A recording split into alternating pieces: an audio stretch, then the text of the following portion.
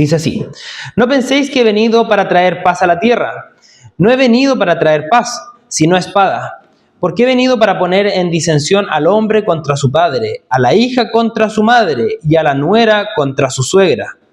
Y los enemigos del hombre serán los de su casa. El que ama a padre o a madre más que a mí, no es digno de mí. El que ama a hijo o hija más que a mí, no es digno de mí. Y el que no toma su cruz y sigue en pos de mí, no es digno de mí. El que haya su vida, la perderá, y el que pierda su vida por causa de mí, la hallará. Amén. Tome asiento.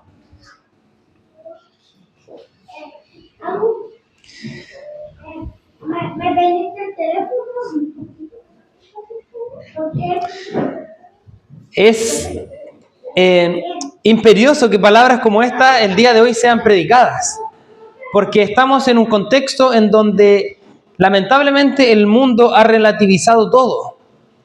No importa si tú tomas un camino u otro, porque todos los caminos te llevarán a Roma. El mundo postula entonces que la salvación, por ejemplo, da igual de dónde tú la enfoques, porque si tú tienes un corazón noble, tú podrías acceder a Dios, sin lograr ver la importancia de seguir a Jesús. Pero hermanos, las declaraciones que encontramos de Jesús son potentes, son fuertes. No pueden ser entendidas si es que no se tiene un contexto o un entendimiento adecuado del capítulo y del ministerio completo de Jesús y a la luz de todas las Escrituras. ¿Por qué, hermanos? Porque lo que Jesús está diciendo acá es que Él no viene sino a ¿qué? A producir división. Y esto es fuerte, porque muchas personas cuando ven a Jesús lo ven como un líder religioso que enseñó que había que amar al prójimo como a sí mismo. Muchas personas ven a Jesús únicamente como un maestro bueno que da igual si tú lo sigues o no lo sigues, si tú sigues a Jesús bien y si no lo sigues bien. Pero hermanos, las palabras de Jesús van mucho más allá que eso. Y me gustaría que todos nosotros viéramos hoy cómo es que Jesús viene a causar división. Potente la declaración que estoy haciendo, pero Jesús vino a la tierra para traer espada y no paz. Así que permítame resolver el problema en el que me estoy metiendo. ¿Por qué, hermanos? Porque cuando nosotros vamos a una de las profecías más importantes que todas las navidades es predicada, ¿cuál es el título que se le da a Jesús? Sabemos que es Emmanuel, sabemos que es un admirable consejero, pero ¿qué dice además sobre este Mesías que iba a venir? Este brote del tronco de Isaí que iba a venir, que era príncipe de paz. El Mesías iba a ser alguien que iba a traer paz. Eso es sin duda. Fíjense lo que dice Pablo a los romanos. Justificados pues por la fe, tenemos paz para con Dios. Nuestro príncipe de paz nos traería paz. Paz para con Dios. Efesios 2, el mismo Pablo diciendo que Cristo es nuestra paz, porque había una enemistad con Dios y Él la derribó. Y nos hizo de dos pueblos uno junto con Dios. Por lo tanto, hermanos, Cristo es el príncipe de paz. Es más, Jesucristo dice que el yugo con Él es fácil y ligera es la carga. Hablando del descanso, Cristo viene a producir paz. Pero cuando hablamos de esa paz, es una paz que produce la salvación. El saber que teníamos una enemistad con Dios y Cristo resuelve ese conflicto, el conflicto eterno del hombre, y viene a producir paz, cercanía. Ya no hay conflicto en todo aquel que ha sido justificado por la fe, como dice Romanos 5, tiene paz con Dios. Pero fíjense lo paradójico de esto, que Jesucristo entonces viene a traernos paz con Dios, quien era nuestro enemigo, pero viene a producir otros enemigos. Lo que está diciendo el texto es que Jesucristo no tiene la intención de hacernos amigos de todo el mundo, porque el que aborrece a Dios, el que aborrece a Cristo, se vuelve enemigo nuestro. Entonces Jesús empieza a situar prioridades. Jesús entonces quiere decir, hermanos, que Él no viene a traer una armonía universal. Él no viene a eso. Él viene a salvar. Y la paz que importa como príncipe de paz es la paz que Él da con el Padre, reconciliándonos junto con Él. Así que lo que Él sitúa entonces es, Él no viene a traer paz, sino espada, conflicto. Y Jesús explica sus mismas palabras. Dice, porque he venido para poner en disensión al hombre contra su padre, a la hija contra su madre y a la nuera contra su suegra. Muchas nueras con sus suegras tienen problemas sin Jesús estar por medio. Lo que Jesús está, hermanos, mostrando es que las relaciones más importantes van a ser trastocadas si es que tú te relacionas con Jesús.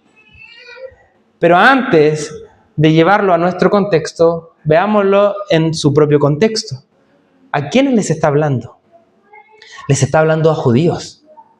Judíos que, hermanos, tenían un estándar alto de la familia, muy alto. Cuando nosotros vemos los 10 mandamientos, el 5.º mandamiento, el primer mandamiento que es dado hacia la iglesia o al pueblo de Dios para que se relacione con su prójimo, pone en alto a la familia. Antes de no matarás, antes de no robarás, Jesús dice, honra a tu padre y a tu madre. El honrar al padre y a la madre es algo importante. Cuando el pueblo de Israel estaba a punto de entrar a la tierra prometida, en Deuteronomio 4, Moisés le dice, cuando tu hijo te preguntase, ¿quién es Dios? ¿Tú qué le dirás? Y le vas a empezar a contar la historia de salvación. Si se fijan, la relación que tiene el padre con el hijo es una relación tan potente que el padre tiene la misión fundamental de llevar a su familia a Cristo.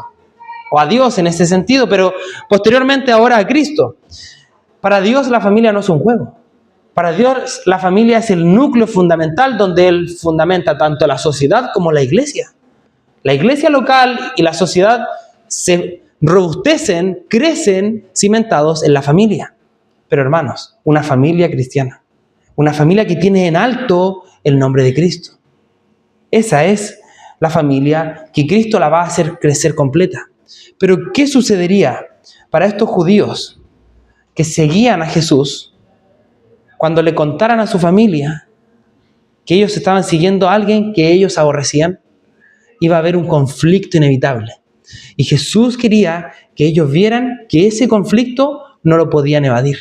Tenían que enfrentarlo, porque la verdadera paz que importaba era la paz con Dios. Con ellos, los que tenían un conflicto severo con Jesús y con los seguidores de Jesús, con ellos era necesario tener un conflicto. No la paz, sino que la espada. Hermanos, esto es tremendamente fuerte, porque Jesús está citando el libro de Miqueas en el versículo que sigue. Si vamos nosotros al versículo que estamos leyendo, Jesús está diciendo que viene a poner en disensión al padre con el hijo, a la nuera con la suegra, a la hija con su madre, y eso es una cita de Miqueas 7:6. Fíjese lo que decía el Antiguo Testamento. Porque el hijo deshonra al padre, la hija se levanta contra la madre, la nuera contra su suegra, y los enemigos del hombre son los de su casa. Pero el contexto es distinto. Dios ahí estaba diciendo que el pueblo de Israel se había perdido a tal punto que el núcleo más importante que le había dejado a la familia, ellos lo habían olvidado. El hijo contra el padre, la nuera contra la suegra, y los mismos enemigos estaban en la casa. A tal punto el pueblo de Israel se había desviado que ellos no podían ni siquiera estar bien en familia. La corrupción moral entonces había abarcado al núcleo de la sociedad, la casa, la propia casa. Y Jesús está mostrando entonces que esa corrupción sigue y se hace ahora visible cuando un cristiano llega a una casa y esa misma casa, corrupta moralmente, no logra ver que ha llegado luz. Así que ellos, ¿qué hacen? Conflicto contra ese cristiano. Hermanos, a esos cristianos Jesús los motiva a ir más allá, a confesarlo. Por sobre todas las cosas, como nos decía nuestro hermano Cristian la semana pasada, que nosotros tenemos una misión. Y esa misión es predicar en las azoteas, en todos lados, que Cristo es el Señor. No hay nada más importante para un cristiano, aun cuando eso le traiga conflictos en su propia casa. Por eso que Jesús sigue diciendo, a cualquiera, lo dice antes, pero lo quise poner después, para que lo pudiéramos entender mejor. Dice, a cualquiera pues que me confiese delante de los hombres, yo también le confesaré delante de mi Padre que está en los cielos. Y esta es una de las palabras más mal utilizadas por la iglesia de hoy. Confesar. Porque para nosotros hoy, en Occidente, confesar es algo simple, hermanos. Confesar es una simple declaración que no implica nada más. Pero para los judíos que estaban escuchando a Jesús, confesar era quizás perder sus familias. Quizás ser entregados a la muerte. Para ellos confesar era quizás ser desterrados de su parentela. Eso era confesar para ellos. Y para nosotros tiene un sentido muy distinto. Confesar es una declaración que no necesariamente nos va a traer un conflicto. ¿Se fijan, hermanos? Jesús a ellos les está pidiendo que pongan a Jesús en lo más alto, porque viene a traer conflicto hasta en su propia casa. Este conflicto siguió no solamente para esos cristianos, que fueron perseguidos por sus mismas familias. Este conflicto, por ejemplo, siguió para la iglesia de Roma. Pablo escribe el libro a los Romanos más o menos 20 o 30 años después de que Jesús dijo estas palabras. Y fíjense lo que dice Pablo. Que si confesares con tu boca que Jesús es el Señor y creyeres en tu corazón que Dios le levantó de los muertos, serás salvo. Porque con el corazón se cree para justicia, pero con la boca se confiesa para salvación. ¿Qué hizo la iglesia de hoy? Dijo, hermanos, queremos ganar a Talcahuano para Cristo, a Chile para Cristo, a Sudamérica para Cristo y al mundo entero para Cristo. ¿Qué vamos a hacer? Que confiesen con su boca que Jesús es el Señor. Por lo tanto, yo te puedo decir, hermano, tú tienes un problema y Jesús te puede solucionar ese problema. ¿Tú crees que Jesús lo puede hacer? Sí, yo creo. Entonces confiesa que Jesús es el Señor. Y muchos cristianos hicieron una declaración de fe. ¿Quién la hizo? Yo la hice de pequeño. Esa declaración de fe que nos decían, cree en Jesús como Señor y Salvador y arrepiente de tus pecados y serás salvo. Pero el contexto es distinto aquí en Roma. Cuando ellos confesaban que Jesús era el Señor, estaban diciendo que Jesús era el Señor y no el César. ¿Y qué hacía el César con los que no lo confesaban como Señor? Los mataban. Por lo tanto, ellos estaban entre la vida y la muerte, igual que los judíos que escucharon de la boca de Jesús que podían hasta perder sus familias. Hermanos, eso no fue así 20 años después. 200 años después, esta historia seguía así. Muchos de ustedes me han escuchado hablar de Blandina, una mártir del siglo II. Pero junto a ella había otra persona, llamado Sanctus. Esa persona se dice, la historia cuenta, que cuando los romanos lo interrogaban para decirle ¿quién eres tú?, él decía soy cristiano. Y cuando le hacían una pregunta para saber más de su contexto, de su familia, él decía soy cristiano. Y lo único que dijo y repitió una y otra vez hasta ir a la muerte fue soy cristiano. Porque su identidad estaba con Cristo. Él entendía que podía perder a su padre, a sus hijos, a su nuera, a su suegra, a quien fuese, hermanos, porque su identidad era ser cristiano. Para nosotros hoy confesar desde este cómodo lugar en Talcahuano es fácil, pero para muchos cristianos en la historia de la iglesia y hoy al otro lado del mundo le implica la muerte, perder a sus familias. Como he dicho antes, personas que abandonan el Islam para seguir a Jesús corren peligro de muerte. Por lo tanto, hermanos, quiero que entendamos algo. Debemos confesar a Cristo cueste lo que cueste. Yo sé que hoy aquí no nos costará la muerte, pero nos pueden costar otras cosas. Estoy seguro que Jesús en muchas familias es causa de división. Lo sé porque lo he vivido. De pequeño, quizás nuestros hermanos que tienen hijos pequeños lo podrán entender. Desde pequeño uno muchas veces es reacio a ir a la iglesia. Y uno debe ser fiel al Señor. Entender de que debe guiar a toda su familia, porque la inclinación del hombre es alejarse del Señor. Pero ¿qué debemos hacer nosotros? Mantenernos firmes. Mi padre hoy, aquí presente, no sabía que iba a venir, pero lo iba a utilizar de ejemplo. Él hoy es un creyente, fiel seguidor de Jesús. Pero de pequeño, yo veía que al llegar con mi madre de la iglesia, muchas veces la cara no era de buenos amigos, porque él quería que su esposa y su familia estuviese ese día con él en la casa. ¿Qué hace una mamá entonces que tiene ese conflicto? ¿Qué hace una esposa con su esposo que no quiere que ella vaya a la iglesia?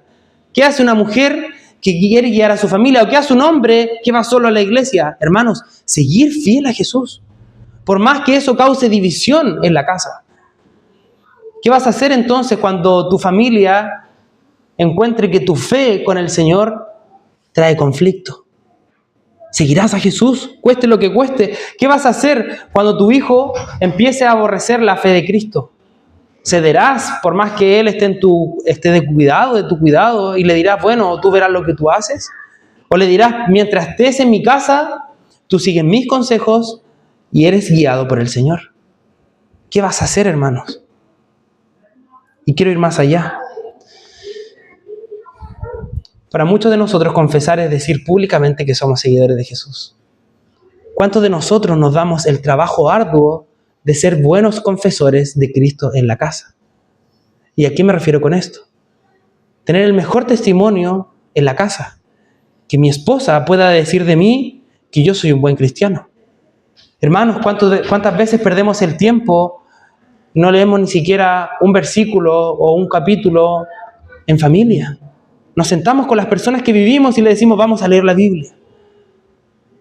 Hermanos, ¿cuántas veces perdemos el tiempo y decimos, no hemos orado en familia, en la casa? ¿Tú has orado? Yo he orado. Pero en casa, en conjunto, todos siendo guiados al Señor, todos confesando al Señor. ¿Cuántas veces perdemos instancias como esas?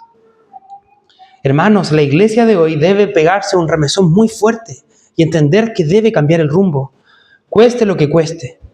Quiero decir otra cosa. La iglesia de hoy, y no solo esta iglesia, la iglesia a nivel mundial, o a nivel nacional, podríamos decir, tiene una carencia de hombres bíblicos. Usted lo puede ver en las exposiciones que hay de líderes cristianos en Chile, como en Sudamérica o Latinoamérica. Hay una escasez de hombres bíblicos. Y eso es tremendo. Es doloroso. Porque entonces hay mujeres que se conforman con ir a buscar hombres fuera de la iglesia. ¿Por qué digo esto? Porque el resultado final es muchas veces Jesús siendo causa de división de un matrimonio en donde se juntó un hombre y una mujer que no comulgaban en su fe. Uno era cristiano y el otro no.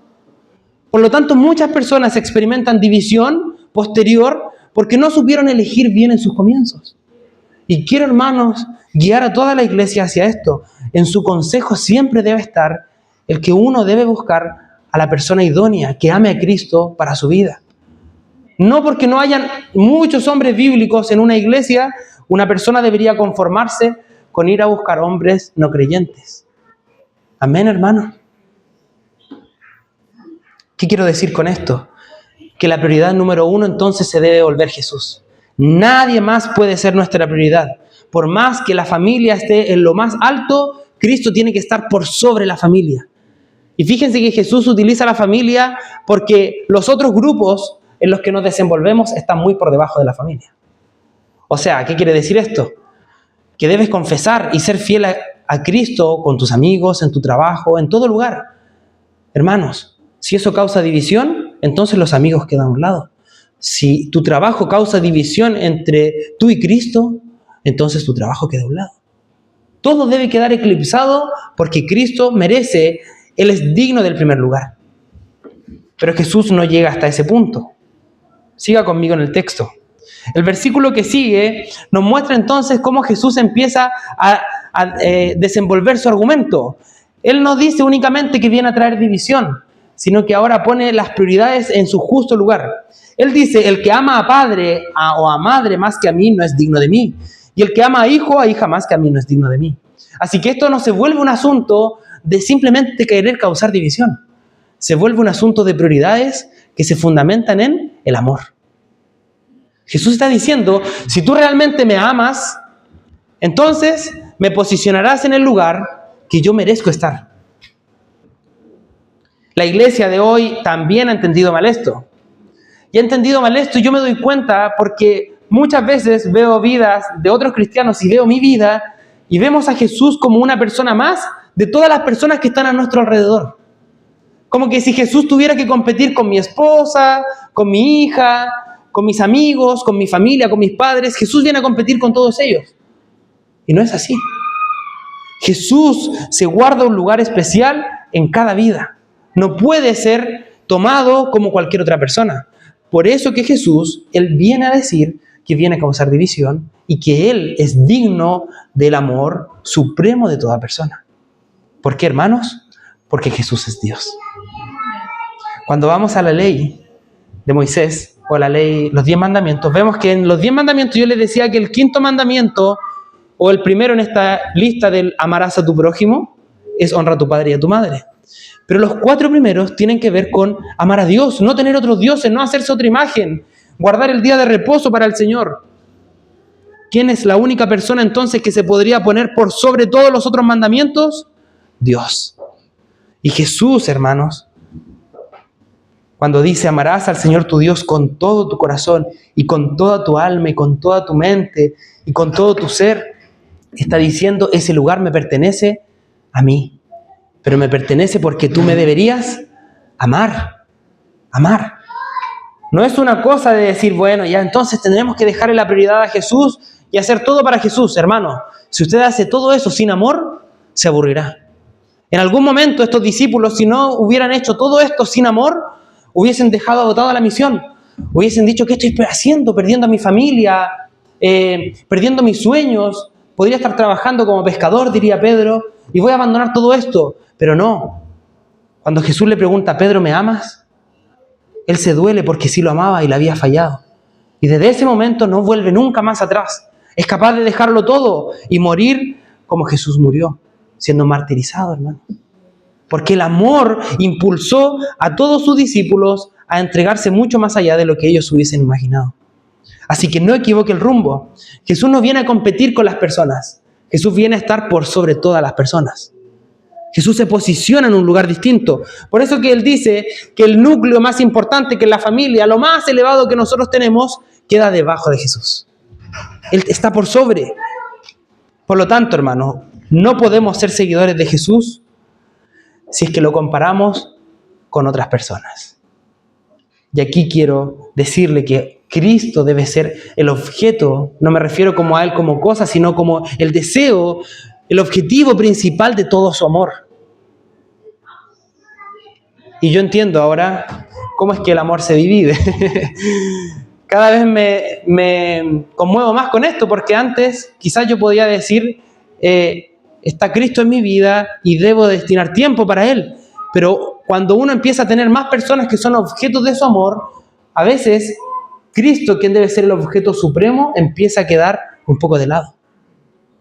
Y eso no debería suceder, porque Cristo no viene a competir con estas personas. No viene a competir con tu trabajo. No viene a competir con tus amigos. Cristo viene a impregnarte a ti como persona para que todas tus relaciones estén con amor, del amor que fluye de Él. Por lo tanto, tú debes buscar a Cristo más que cualquier otra persona, porque Él es el objeto principal del amor tuyo. Así que déjame hacer una pequeña reflexión de cómo es que deberíamos vivir. Porque lamentablemente, creo que lo que a mí me pasa le podría suceder a usted. Muchas veces nos levantamos tarde. ¿Por qué? Porque nos acostamos tarde.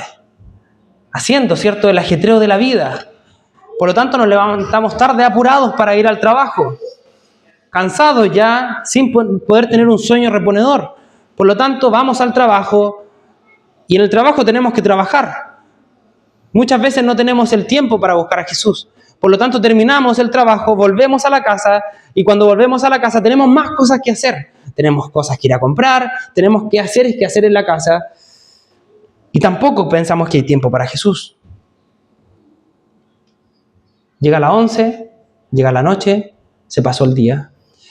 ¿Qué pensaría usted si se encuentra en una relación, enamorado de esa persona, y esa persona le dice, estuve todo el día ocupado, me levanté tarde, trabajé todo el día, después tuve muchas cosas que hacer, y al final del día me quedaron un par de minutos para hablarte y para poder demostrarte mi amor? ¿Qué le diría usted a esa persona? Tú no me amas. Si tú me amaras, realmente tú estarías pendiente de mí y me buscarías. Y muchos cristianos creen amar a Jesús, pero lo sacan de su día a día.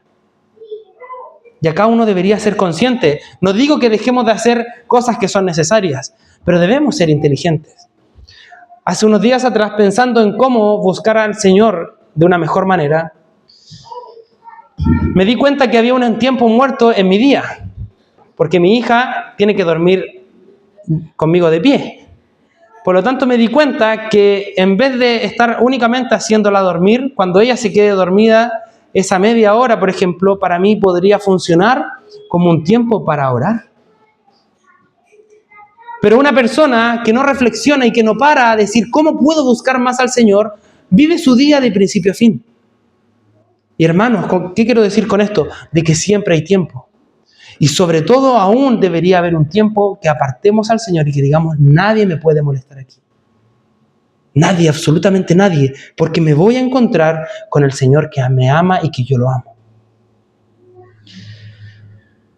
Hace años escuchaba una predicación de un pastor, de hecho hermano, se llama Paul Washer, y él decía que su esposa tiene estrictamente prohibido molestarlo cuando él entra a su cuarto a tener un devocional y a buscar al Señor.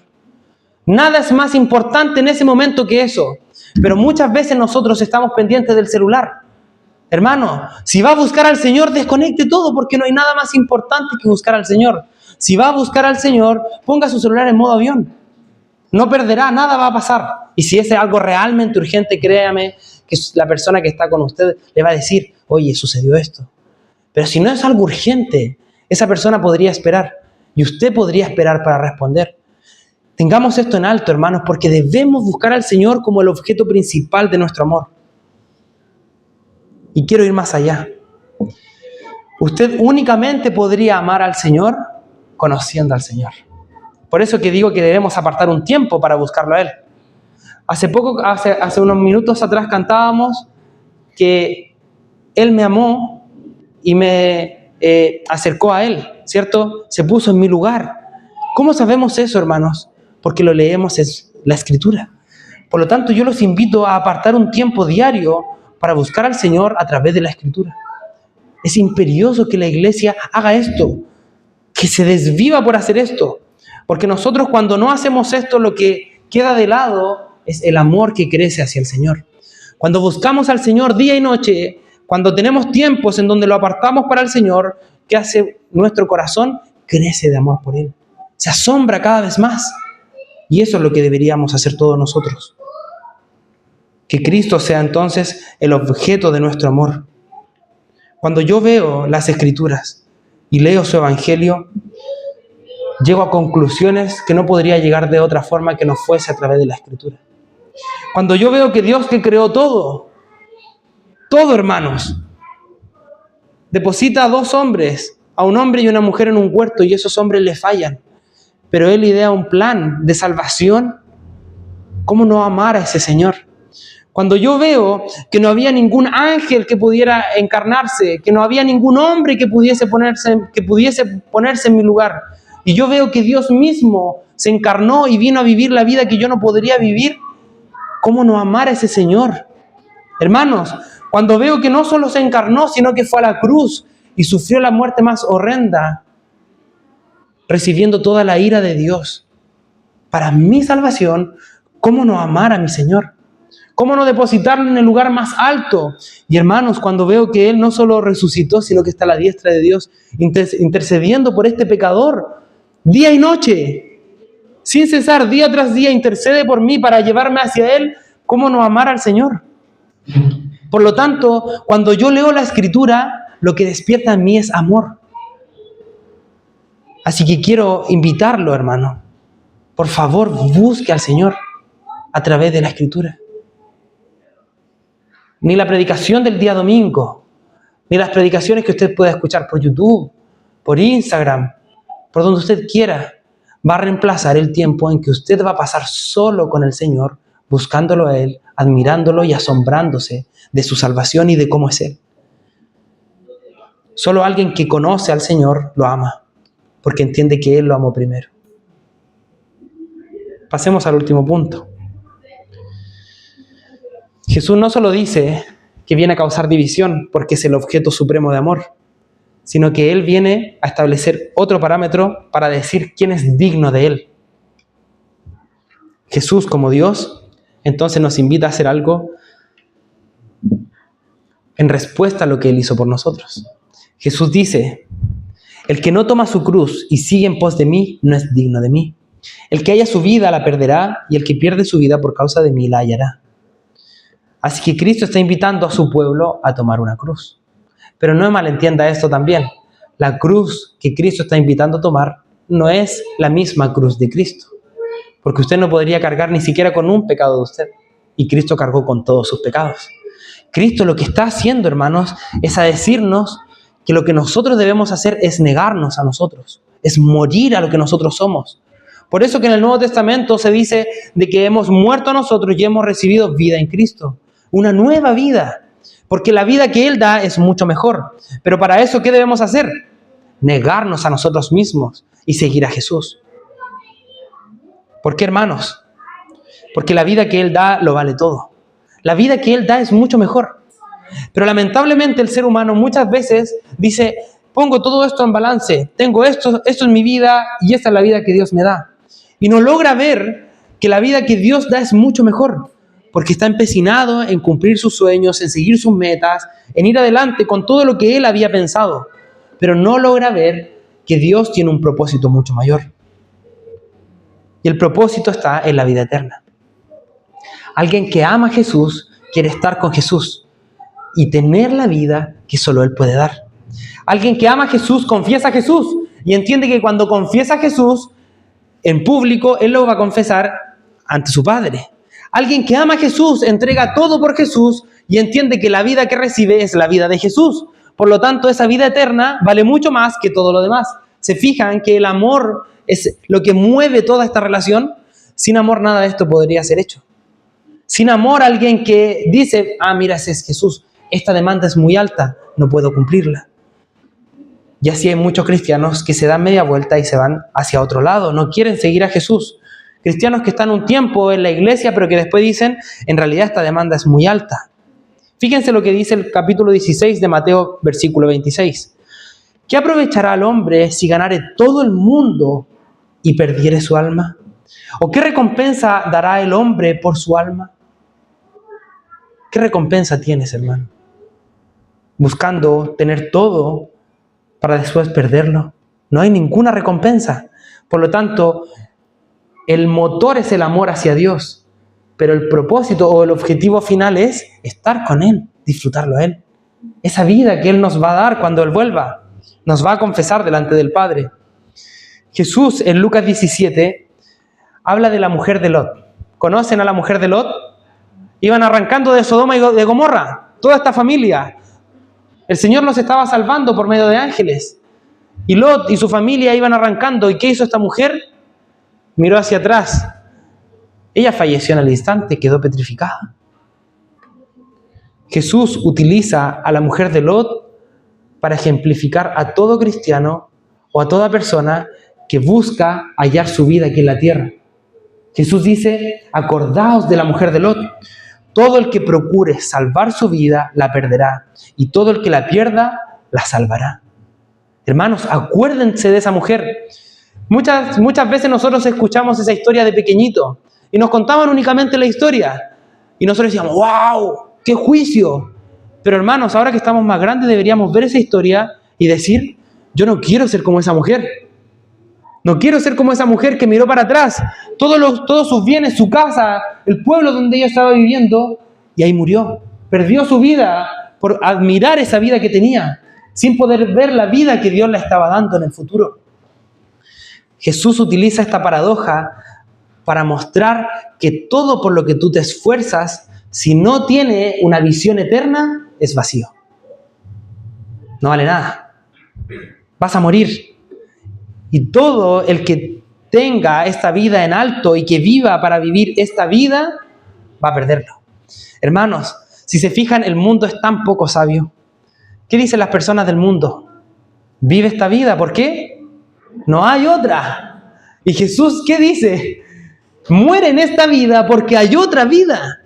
Muere en esta vida entonces porque sí hay otra vida. La realidad de la vida eterna debería entonces a nosotros decir, tengo que morir en esta vida, tengo que morir a mis sueños, tengo que morir a lo que yo soy. Y déjame decirte a qué me refiero con todo esto. Con ejemplos. Creo que los ejemplos aclaran mucho más. Si tu casa te es incómoda, por ejemplo, y quieres cambiarte de casa, ¿cuáles son tus parámetros para cambiarte de casa? ¿En qué piensas cuando te quieres cambiar de casa? ¿Únicamente en la comodidad? ¿Tu casa es muy pequeña? ¿No estás conforme con lo que Dios te ha dado? ¿Quieres una casa gigante con un patio inmenso? ¿Has considerado entonces qué tan cerca te queda de la iglesia, de los hermanos que amas? Porque puede que te vayas muy lejos para estar solo, sin recibir edificación. Conozco personas que viven muy lejos de todos sus seres queridos, hermanos, y están solos, tristes y vacíos en una casa tremenda. ¿Consideras entonces, por ejemplo, elegir una casa o el lugar donde tú vas a vivir y pasarlo por el filtro de si honra a Cristo o no? Muchas veces los cristianos no preguntan esas cosas, no reflexionan sobre eso, no piensan en qué tan lejos me quedará la iglesia. Hermanos, ¿qué tanto filtras un trabajo? Por ejemplo, si te quedará el tiempo para congregarte, si te quedará el tiempo para buscar al Señor. Hay personas matándose por trabajo, tienen 1 o 2 trabajos y no logran ver de que su avaricia, ¿qué les impide? El buscar al Señor, porque terminan el día agotados. ¿Qué tanto piensas, hermano, cuando piensas en tus vacaciones, por ejemplo? Algo tan común como eso. Muchas veces solamente creemos de que nuestro dinero está para nosotros. Pero ¿has pensado que quizás un hermano tiene escasez? ¿Has pensado que quizás un poco de tu sueldo puede ir a ayudar a hermanos y no únicamente para tu beneficio? Todas esas cosas pueden ser pequeños propósitos de negarte a ti mismo. ¿Se fijan? Abandonas algo que podría ser beneficioso para ti, pero que es beneficioso para el reino. Jesús está llamando a gente entonces que se niega a sí mismo para seguirlo a Él. Voy más allá, hermanos, a lo más profundo. ¿Qué tanto reflexionas en el pecado que hay en tu vida? ¿Qué tanto piensas? Tengo estos pecados, voy a ayunar. ¿Qué tanto piensas? Tengo estos pecados, voy a buscar al Señor más intensamente para que Él me arme con la armadura necesaria para poder luchar contra la tentación. ¿Qué tanto piensas en las tentaciones que están teniendo día a día, hermano? ¿Qué tanto piensas en eso? ¿Qué tanto piensas en el tiempo en el que tú le dedicas al Señor versus el tiempo que le dedicas a la entretención? Hermano, el negarse va mucho más allá de decisiones rimbombantes, como voy a pararme delante de todos y les voy a decir que soy cristiano, sino que va en el día a día, en tu trabajo, en tu familia, en todo lo que implica seguir al Señor. ¿Qué tanto importa más la voz de Cristo que la de las personas que están en tu casa? Si tú haces muchas cosas para agradar a tus seres queridos, sabiendo que eso está violando un mandamiento como amar al Señor o amar al prójimo, entonces, hermano, estás fallando a lo que realmente Cristo espera de sus seguidores. Los dignos seguidores de Jesús ponen a Jesús por sobre todo. Por ejemplo, hermanos, los padres, ¿qué tanto encubren el pecado de sus hijos? Muchos padres, por poner el amor a sus hijos por sobre todo, omiten la verdad. El padre siempre debería guiar y ser la persona más directa con sus hijos, diciendo lo que la palabra dice. Hay tantas formas de negarnos y el propósito siempre es uno: que la gloria de Dios se manifieste en la vida de las personas. Por lo tanto, yo lo invito a esto. Trabaje no solamente en confesar a Cristo, en poner a Cristo por sobre su familia. Quizás eso va a producir causa de división. Predique a Cristo, aunque eso cueste que las personas que más usted ama se aparten de usted. Predíquelo. Hay recompensa en eso. Pero que el motor de todo eso sea el amor al Señor. Y hermanos, nunca, pero nunca crea de que ese amor está desligado del negarse a sí mismo. Si yo amo a Jesús, voy a poner a Jesús en el lugar principal en mi vida. Por lo tanto, voy a pasar todas mis decisiones por ese filtro. Así que lo quiero invitar a esto. Ame al Señor, busque al Señor, honra al Señor, confiesa al Señor y Él lo confesará delante de nuestro Padre. Amén. Póngase en pie y oremos a Cristo. Señor, te damos gracias en este día. Has sido bueno con nosotros porque nos amaste, te hiciste hombre y viniste a morir por nosotros. Gracias porque nos muestras el verdadero amor, ese amor sacrificial. Te entregaste para nuestra salvación, Señor. Y porque nos has salvado, queremos responder en amor hacia ti. Señor, te amamos. Te amamos, Señor, porque tú nos amaste primero. Y a través de tu palabra podemos ver lo cuán maravilloso has sido con nosotros. Permite que nuestros ojos estén puestos en la vida eterna, para que poniendo nuestros ojos en la vida eterna, Señor, nosotros podamos vivir para esa vida. Negarnos hoy para obtener el beneficio final de la vida eterna, Señor. Gracias porque nos salvaste. Gracias, Señor. Y permítenos ponerte a ti, Señor, en el lugar principal en toda nuestra vida. En el nombre del Padre, del Hijo y del Espíritu Santo. Amén.